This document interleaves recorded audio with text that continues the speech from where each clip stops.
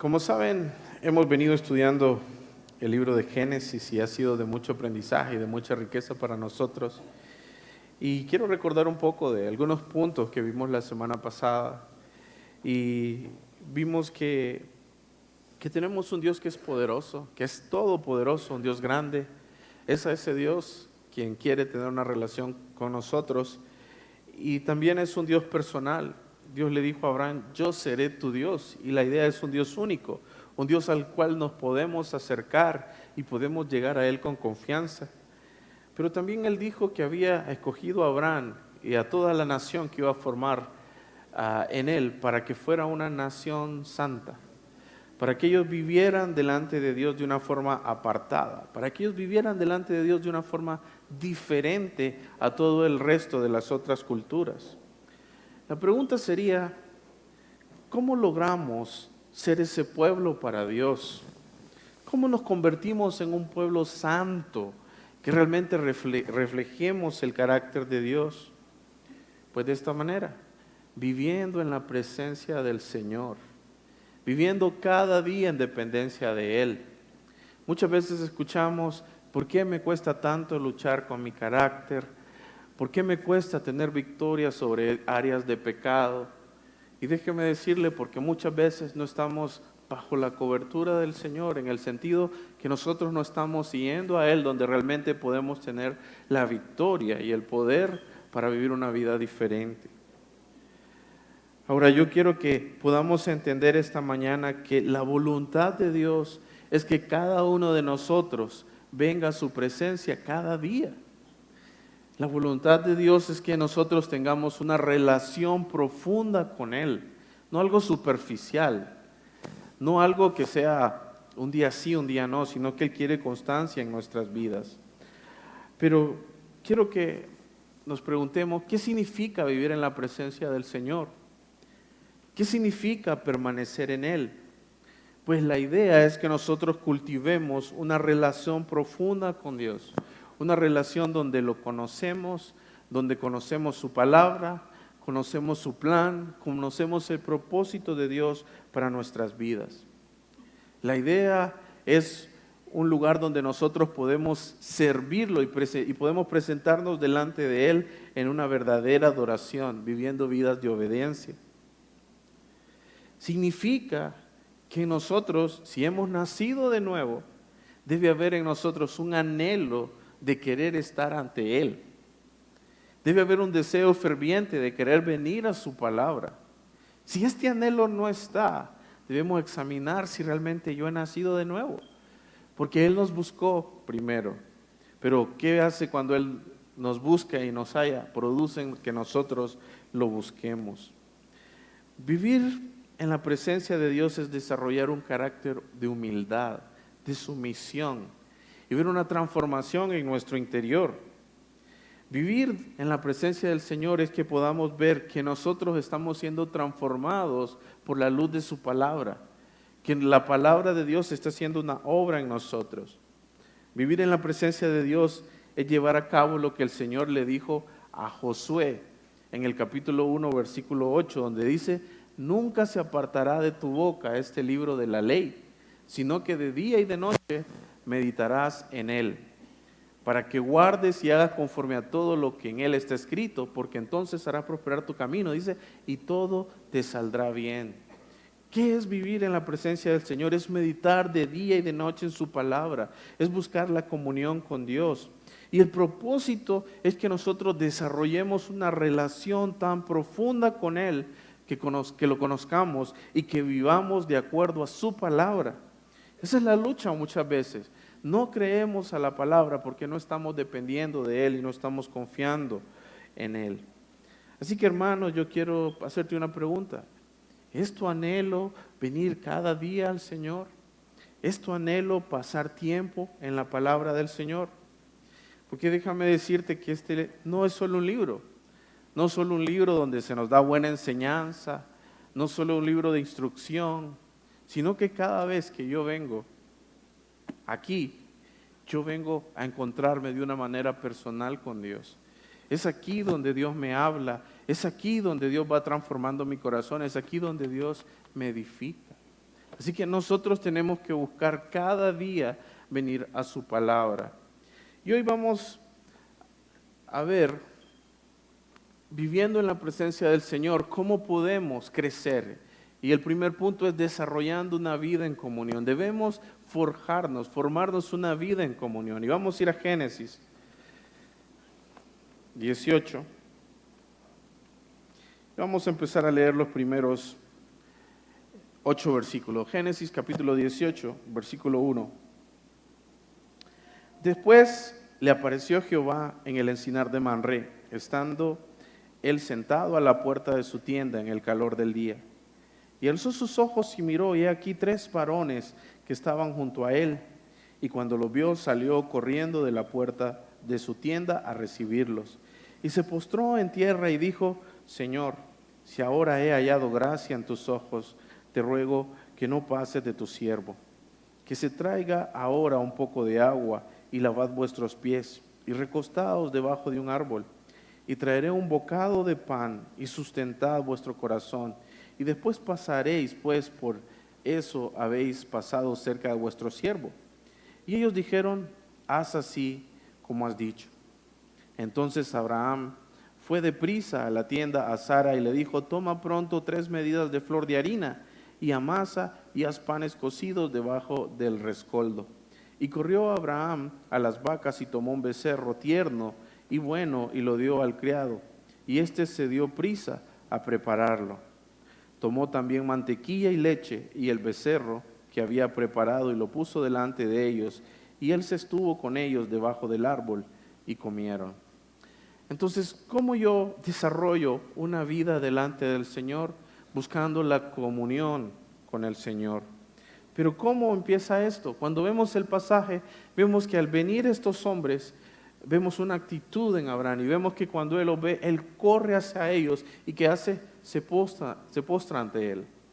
Y la idea es que uno de estos hombres, uno de estos ángeles, era el ángel de Jehová. ¿Y cómo identificamos? Ya habíamos visto que esto se llama cristofanía y la idea es una aparición de Cristo en el Antiguo Testamento. Pero identificamos que este ángel era el ángel del Señor porque cuando un ángel normalmente se aparecía a otros hombres, los hombres querían postrarse, pero el ángel les decía: no lo hagas, yo soy un consiervo tuyo. Pero en este caso el ángel recibe la adoración, cuando él se postra ante él recibe esa adoración. Y por eso identificamos que es el ángel del Señor, además de que el versículo también lo dice. Pero yo quiero que veamos algunas de las actitudes de Abraham. Él corre y se postra, es la idea. Entonces, ¿cómo debe ser nuestra actitud cuando nosotros lleguemos a la presencia del Señor? Vemos que Él actuó con humildad, con reverencia, con temor. Esa debe ser la forma para que nosotros nos acerquemos a Dios.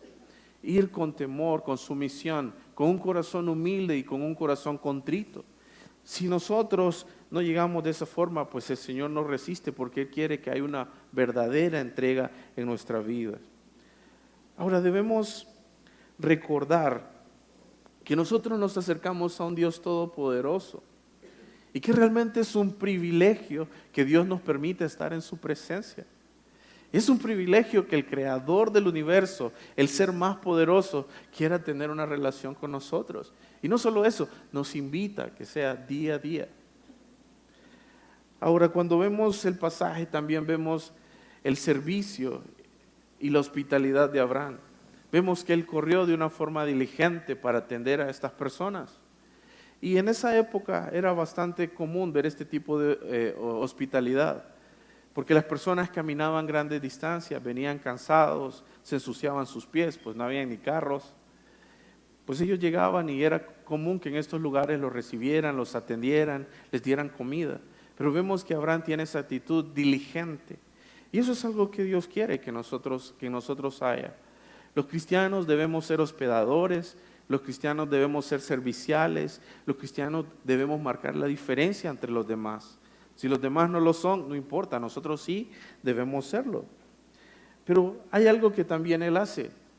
Viene Él y dice, corriendo busca el mejor becerro y busca la harina para hacer pan fresco para atender a estos hombres. Y me gusta porque Abraham da todo de sí. Él no buscó, bueno, voy a buscar el que esté más o menos. No, él buscó el mejor becerro. ¿Y cuál es la idea? Que nosotros debemos entregar al Señor lo mejor de nosotros. Nosotros debemos dar al Señor lo mejor de nuestro tiempo. A veces con el tiempo, tenemos trabajo, tenemos familia y lo que queda busco ver si le doy al Señor o quizás solo los domingos. Pero debemos dar lo mejor de nosotros. Debemos dar lo mejor de nuestro esfuerzo también. Vivir para el Señor va a demandar que nos esforcemos y debemos darle lo mejor. Debemos darle lo mejor de nuestros bienes. A veces pensamos, salgo con todas mis cuentas, todos mis compromisos, y si me queda, doy algo de ofrenda, y no es esa la idea. Miramos que debemos dar de las primicias, y la idea es que cuando nosotros estamos en la presencia del Señor y estamos siendo llenos, nosotros no queremos dar de lo que nos queda, nosotros queremos darle lo mejor, y lo que el Señor quiere es que nosotros le entreguemos nuestra vida, eso es lo que quiere. Y eso es lo que debemos buscar al estar en la presencia del Señor, que el Señor produzca un deseo ferviente en nosotros de permanecer con Él. Pero el punto más importante dentro de todo este pasaje no es la hospitalidad ni tampoco el servicio nada más. El punto más importante dentro de este pasaje es la comunión. Dios quiere tener una comunión con cada uno de nosotros. ¿Y qué es lo que estaba haciendo? Pues Abraham estaba preparando la cena. Y normalmente, ¿para qué sirve la cena o para qué sirve el tiempo de compartir comida? Para tener comunión. Cuando nosotros vemos algunos pasajes, vimos que el Señor, antes de morir, se reunió con sus discípulos y ¿qué hizo? Vino y les lavó los pies, los sirvió. Pero después de haberles lavado los pies, ¿qué compartieron ellos? La cena del Señor, la cena que nosotros celebramos una vez al mes. ¿Cuál es el propósito de esa cena? Comunión, hermandad. Y eso es lo que Abraham estaba preparando, poder tener esa comunión con el Señor. Ahora en Apocalipsis 3:20 dice, aquí yo estoy a la puerta y llamo. Si alguno oye mi voz, dice, yo entraré con él, cenaré con él y él conmigo. ¿Cuál es la idea de cenar con el Señor? ¿Cuál es la idea de estar junto al Señor? Otra vez es la misma idea, comunión. Y si nos vamos a Juan, al Evangelio de Juan, capítulo 6, versículo 56, dice, el que come mi carne y bebe mi sangre, permanece en mí y yo en él. ¿Qué representa comer la carne? ¿Qué representa beber la sangre del Señor? Representa una vida en comunión. Eso es algo que Dios quiere, que nosotros pasemos en comunión. Ahora, ¿cómo obtenemos nosotros la comunión con Dios? Por medio de Jesucristo. Él es el camino hacia el Padre. Dice que en Él nosotros tenemos vida en abundancia. Y a veces nos preguntamos, ¿por qué no tengo éxito en vencer el pecado? ¿Por qué no puedo triunfar en cambiar mi carácter? ¿Por qué hay tantas áreas donde yo estoy luchando? Porque muchas veces no estamos permaneciendo en esa comunión con el Señor. La verdadera comunión la produce Cristo y eso implica que nosotros debemos pasar tiempo en su palabra. En Juan 15, el Señor nos invita a que nosotros permanezcamos en Él, porque dice que si no lo hacemos, no vamos a producir fruto. Pero todo aquel que permanece en Él, produce fruto y produce fruto en abundancia. Así que el llamado del Señor, en primer lugar, es que lleguemos con una actitud reverente, una actitud humilde y que anhelemos tener ese tiempo de comunión. Ahora el versículo 8 nos da algo bien bonito, bien interesante. Volvamos a Génesis 18, versículo 8, y dice, tomó también mantequilla y leche y el becerro que había preparado y lo puso delante de ellos. Y él se estuvo con ellos debajo del árbol y comieron. Y esta frase que dice, él estuvo con ellos, se repite también en el versículo 22, donde dice, Abraham estaba aún delante del Señor. Y esta palabra que usa ahí es una palabra que se pronuncia amad. Esa palabra es interesante porque significa una persona que adopta una posición, toma una posición de pararse frente de alguien. Esta palabra era usada como, por ejemplo, cuando a un soldado se le pedía hacer guardia. Él estaba haciendo una labor, pero él no podía moverse. Y ese es el llamado que Dios está haciendo a nosotros, que nosotros permanezcamos en Él, bajo la sombra del Señor. Esa palabra también es usada para la labor sacerdotal. Es la idea de se usa usada en el culto o en la adoración de los sacerdotes, donde los sacerdotes debían venir ante el altar del Señor, presentarse y permanecer ahí. Pero no es la idea de que solo están quietos, no es que solo están frente al altar y están sin moverse, no es esa idea, sino la idea es que están bajo la presencia del Señor y bajo esa presencia ellos son dirigidos para hacer la obra del ministerio, ellos son dirigidos para vivir en santidad, porque solo estando bajo la cobertura del Señor nosotros vamos a vivir de una manera diferente. Solo de esa forma nosotros podemos mostrar el carácter de Cristo. Pero ¿cuál es la lucha en que nosotros nos enfrentamos? A que somos inconstantes. Y a veces queremos ver el fruto, pero hay un día que sí, tenemos un tiempo con Dios, hay otro día que ya no quiero. Tengo tal vez 2, pero tal vez hay otro día que ya no quiero. Y necesitamos desarrollar constancia. Santiago dice que el hombre inconstante es como las olas del mar, que es llevado por cualquier lado, pero no da fruto. Y esa es la lucha que nosotros tenemos. Así que, ¿qué debemos hacer? Desarrollar una relación con Dios en comunión, pero que eso sea constante. ¿Dónde encuentro la verdadera comunión? Con el Señor Jesús. La palabra dice, acerquémonos pues confiadamente al trono de la gracia para alcanzar misericordia y hallar gracia para el oportuno socorro. Es ahí en mi relación con Cristo, es ahí viniendo a la palabra que yo voy a poder experimentar un crecimiento, una verdadera comunión con Cristo y victoria en mi vida. Y yo quiero animarlos a que puedan tomar esa decisión de cada día venir a Cristo. El segundo punto lo vemos en los versículos del 9 al 15. Y es viviendo en la presencia del Señor, debemos desarrollar, si me ayudan con la siguiente, por favor. Se pasó. Dale. Desarrollar una vida de confianza. ¿Dónde está la lucha en nosotros? Que muchas veces nos cuesta creer lo que la palabra de Dios dice. Veamos lo que dicen los versículos. Dice, versículo 9, y le dijeron, ¿dónde está Sara tu mujer? Y él respondió, aquí en la tienda. Entonces dijo, de cierto volveré a ti, y según el tiempo de la vida, he aquí que Sara tu mujer tendrá un hijo. Y Sara escuchaba a la puerta de la tienda que estaba detrás de él. Y Abraham y Sara eran viejos de edad avanzada. Y Sara le había cesado ya la costumbre de las mujeres.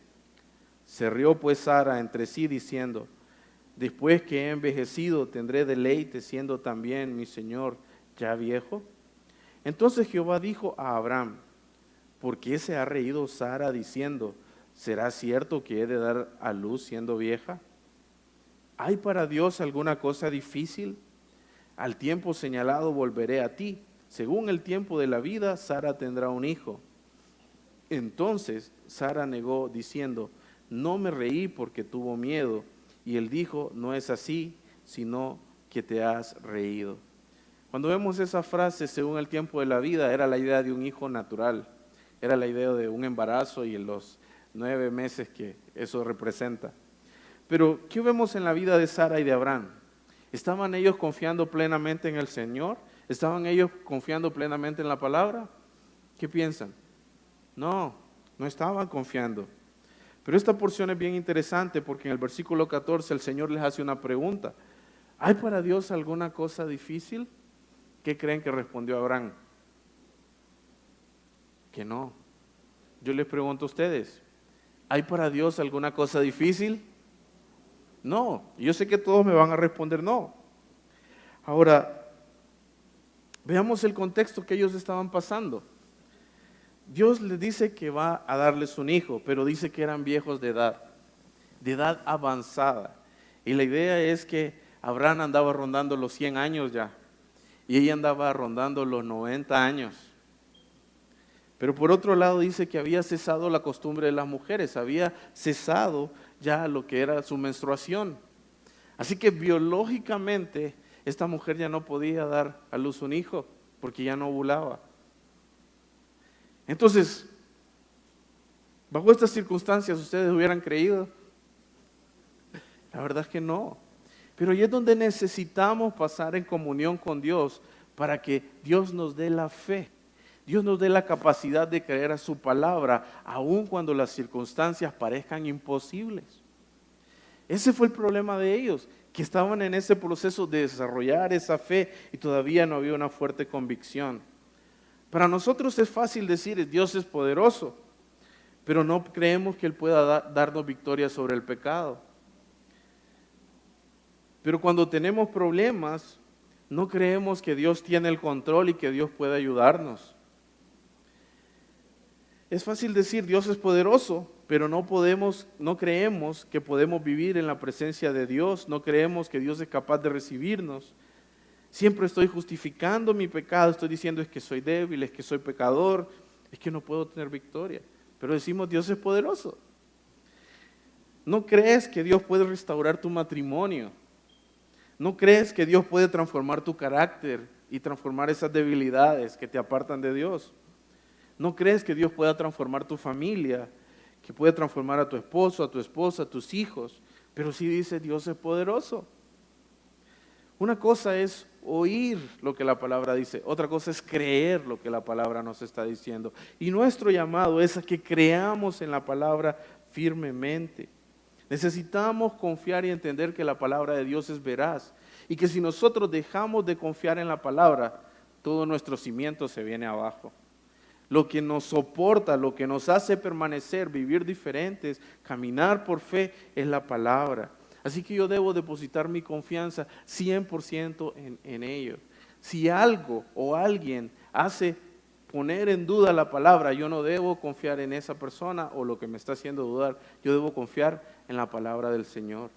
Y confiar en la palabra del Señor me lleva a entender que Dios es poderoso y que Dios sí es capaz de transformarme, de cambiar a mi familia, de cambiar todo. Debemos alimentarnos día a día de la palabra de Dios y tener cuidado del ataque de Satanás. ¿Qué busca Satanás? Desacreditar la palabra. Que nosotros pensemos, no es cierto, es mentira. Y esa es la lucha en nosotros. Nos cuesta, sabemos lo que dice la palabra, pero nos cuesta creer en ella. Salmo 119, 165 dice, mucha paz tienen los que aman tu ley y no hay en ellos tropiezo. ¿Qué pasa con el que ama la ley del Señor? ¿Qué pasa con el que ama estar en la presencia del Señor? No tropieza. ¿Por qué tropezamos tanto entonces? Porque no permanecemos en el Señor. Y eso es lo que Dios quiere que nosotros hagamos. ¿De cuál era la lucha de Sara? ¿Cuál era la lucha de Abraham? No estaban confiando. Decían, sí, Dios es poderoso, pero no confiaban en que su palabra se iba a cumplir. Así que nosotros tenemos que tener ese cuidado de no ser personas que digamos, Dios es poderoso, pero no confiemos en la palabra. El tercer punto, vivir en la presencia de Dios debe desarrollar en nosotros un carácter firme, un carácter como el de Dios. Si yo digo, estoy viniendo a la iglesia, estoy llevando estudios, estoy leyendo la Biblia, pero en mí no está habiendo una transformación, también significa que hay un problema. Porque permanecer con Dios debe producir un cambio en nuestras vidas. Veamos los versículos 16 al 21. Génesis 18, 16 al 21. Y los varones se levantaron de allí y miraron hacia Sodoma, y Abraham iba con ellos acompañándolos. Y Jehová dijo, encubriré a Abraham lo que voy a hacer, habiendo de ser Abraham una nación grande y fuerte, y habiendo de ser benditas en él todas las naciones de la tierra. Porque yo sé que mandará a su hijo y su casa después de sí, que guarden el camino de Jehová, haciendo justicia y juicio, para que haga venir Jehová sobre Abraham lo que ha hablado acerca de él.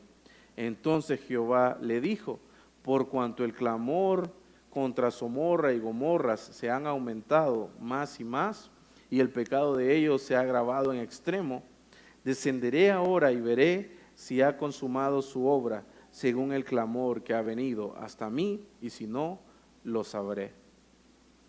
¿Y qué estamos viendo? Bueno, Dios le está diciendo a Abraham que va a hacer un juicio, va a traer destrucción sobre Sodoma y Gomorra. Pero lo interesante es que piensa en esto, el Dios Todopoderoso, que no nos necesita, estaba haciendo parte de su plan a Abraham. Y le dice, ¿voy a ocultarle a Abraham ahora que ya lo he hecho justo lo que voy a hacer? No. Y Dios le dice, vamos, voy a destruir Sodoma y Gomorra. ¿Y por qué lo hacía? Dice, yo lo escogí. Yo sé que Él mandará a sus hijos y a su casa que guarden el camino de Jehová, haciendo justicia y juicio. Entonces, una de nuestras responsabilidades es de ver que si realmente permanecemos en la presencia del Señor, el Señor nos va a mostrar su voluntad en nuestra vida. Y el Señor va a mostrar su plan, porque Él tiene un plan. Y el plan es alcanzar a los perdidos.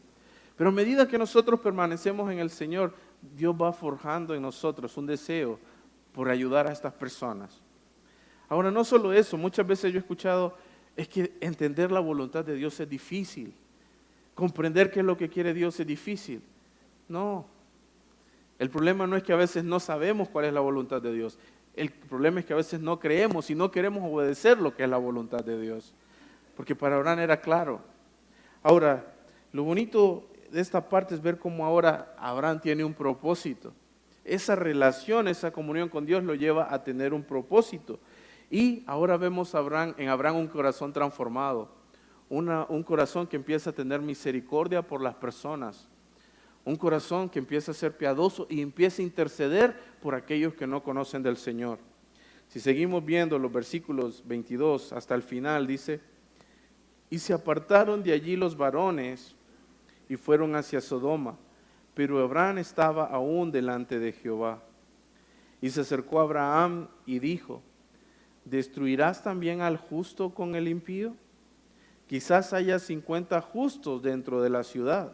¿Destruirás también y no perdonarás al justo por amor a los 50 justos que estén dentro de él? Lejos de ti el hacer tal que hagas morir al justo con el impío, y que sea el justo tratado como el impío. Nunca tal hagas. El juez de toda la tierra ¿no ha de hacer lo que es justo? Entonces respondió Jehová, si hallar en Sodoma 50 justos dentro de la ciudad, perdonaré a todo este lugar por amor a ellos. Y Abraham replicó y dijo, he aquí ahora que he comenzado a hablar a mi Señor, aunque soy polvo y ceniza. Quizás faltarán de 50 justos 5. Destruirás por aquellos 5 toda la ciudad. Y dijo, no la destruiré, se hallare allí 45. Y volvió a hablarle y dijo, quizás se hallarán allí 40. Y respondió, no lo haré por amor a los 40. Y dijo, no se enoje ahora mi señor, si hablare, quizás se hallarán allí 30. Y respondió, no lo haré si hallare allí 30. Y dijo, he aquí ahora que he emprendido el hablar a mi señor, quizás se hallarán allí 20. No la destruiré, respondió, por amor a los 20. Y volvió a decir, no se enoje ahora mi señor, si hablare solamente una vez. Quizás se hallaran allí 10. No la destruiré, respondió por amor a los 10. Y Jehová se fue, luego que acabó de hablar a Abraham, y Abraham volvió a su lugar. Era persistente Abraham, ¿verdad? Bastante. Pero es muy probable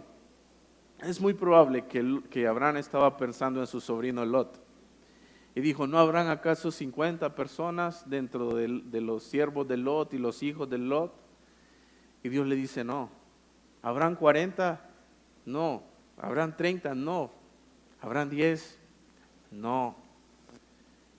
¿Qué vemos de esta ciudad? Era dura de corazón.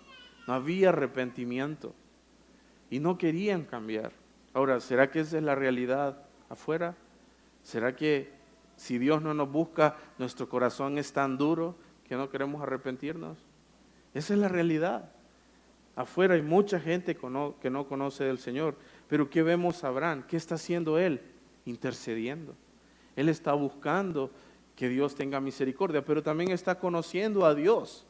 Porque Dios dice, si hubiera esta cantidad yo no destruiré por amor a los justos. Entonces, ¿qué aprendemos del carácter de Dios? Que Dios es paciente, Dios es misericordioso y que podemos confiar en su amor y su misericordia, pero también que Dios es justo y que no debemos dudar de su justicia y que Él tarde o temprano va a hacer su justicia. Pero también Dios no ha exterminado muchas veces a los impíos por amor a quienes, por amor a los justos. Así que muchas veces nosotros estamos en familias donde hay unos que no son justos. Y Dios lo guarda por su misericordia, pero también porque nosotros estamos ahí. Así que es nuestra responsabilidad orar por estos impíos, pedir por la salvación de ellos. La oración del justo, dice, puede mucho. Y es nuestra tarea clamar por ellos. Y si nosotros permanecemos en la presencia del Señor, Dios va a poner esa carga por nuestros amigos, por nuestros vecinos, por mi familia que no conoce al Señor. Ahora yo quiero que vean algo también. Dios toleró el pecado de Sodoma. Pero dijo un día, ya no más. Ya no más. Y trajo el juicio. Y déjeme decirle, yo no sé si usted ya tiene una relación con Cristo. Dios quiere tenerlo en su presencia. Yo no sé si usted está en pecado. No deje que Dios diga, ya no más. Porque sufrir la ira de Dios es cosa difícil, es cosa dura. Y llega un tiempo donde el Señor dice, ya no hay más tiempo. Así que si usted ha estado en pecado, lo que Dios quiere es que usted se arrepienta y usted busque estar en la presencia del Señor. Y como hijos de Dios, nosotros tenemos la responsabilidad de clamar y tenemos que ver si realmente Dios está obrando en nosotros para que haya una necesidad de nosotros de predicar la palabra. Para terminar, quiero dejarles 3 puntos. Primero, vivir delante del Señor debe producir en tu vida una comunión profunda con Dios. Esa comunión profunda debe llevarte a la obediencia, a la hospitalidad, al servicio, a dar lo mejor de ti. Todas estas cosas nacen de estar en la presencia del Señor, pero también debe llevarte a tener victoria sobre el pecado, a tener santidad, a tener amor para los demás. Déjame recordarte, aunque yo sé que ya lo saben, la verdadera comunión la encontramos en Cristo, en su palabra, y ahí es donde debemos ir, con una actitud sumisa y humilde. El segundo punto, si me ayudas, porfa. Vivir delante del Señor debe producir en tu vida confianza en Dios. Si tú estás diciendo, estoy con Dios, pero no confías en Él, hay un problema también. Confiar en Dios debe llevarte a confiar en su palabra, confiar en sus promesas, y esa confianza debe llevarte a entender que nuestro Dios es poderoso, que nuestro Dios es grande y que Él está ahí para ayudarte en tu vida. Ahora debe llevarte a transformar tu carácter, transformar tu familia, debes creerlo y sobre todo a llevarte a entender que para Dios no hay nada imposible. Por último, vivir delante del Señor debe producir en tu vida una transformación de tu carácter. Eso significa que debes crecer en amor a los demás, crecer en misericordia, crecer en sabiduría, conocer el juicio de Dios, pero también debe llevarte a interceder por el pecador, a clamar por los perdidos y guiar a aquellos que sí conocen al Señor a crecer y a tener una relación profunda con Dios. Y quiero que examines tu vida, si estás permaneciendo en la palabra del Señor y si está viendo este fruto. Vamos a orar. Padre.